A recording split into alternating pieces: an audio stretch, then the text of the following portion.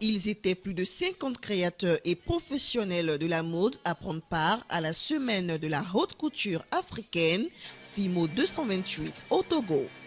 Des soirées défilées, des expositions ventes et des colloques ont marqué cette 9e édition. Après les différents défilés sur scène, les mannequins venus de divers pays d'Afrique ont exprimé leur joie. Alors comme chaque fois, défiler sur un podium pour moi c'est plané. Je me sens toujours comme une reine. En fait quand je défile, il n'y a personne qui existe pour moi. Que ce soit un petit défilé ou un grand défilé, c'est le moment où je m'exprime le mieux. Et donc du coup, mes expressions c'est toujours la même chose, la joie, l'envie d'être sur le thé. J'ai super hâte et cette année c'est impressionnant. C'est la première fois que je viens sur un événement à Lomé, donc je voudrais voir comment ça se passe.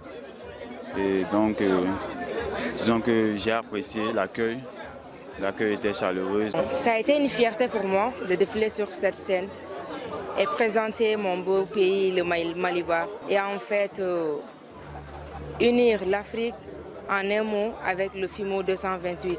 Ce qui m'a spécialement marqué est que je n'ai pas vu une différence entre les Togolais et les Maliens. Ils nous ont très bien accueillis même. Et là, j'ai été très bien, très émue. Et je suis très contente de défiler avec d'autres mannequins internationaux qui viennent partout dans le monde.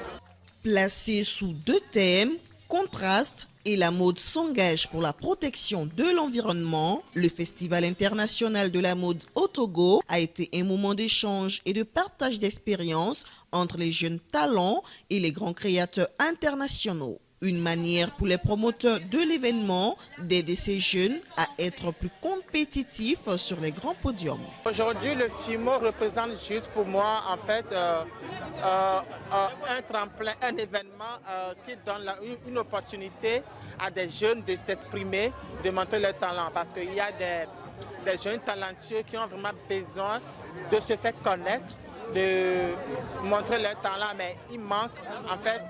Il manque l'occasion, les moyens et là, cet événement vraiment va les encourager à s'exprimer, à montrer leur talent. Tous les mannequins qui ont défilé, ils ont vraiment assuré, vraiment. J'ai pas eu de défaut quand même. C'était des mannequins professionnels qui ont bien marché, qui ont mis les tenues en valeur. Ce qui m'a particulièrement marqué, ça c'est vraiment ce que je disais, le métissage culturel.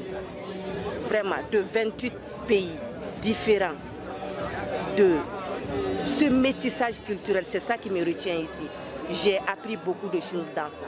À cette 9e édition du Festival international de la mode au Togo, les stylistes ont fait découvrir au public leurs looks les plus pointus du moment. À travers l'événement du FIMO 228, les promoteurs de la mode ont aussi créé une plateforme de formation des jeunes créateurs ou aspirants créateurs sur l'entrepreneuriat de la mode afin de lutter contre la précarité.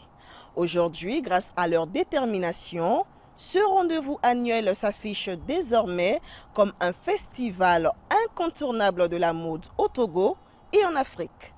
Christina Niaouré, CGTN français.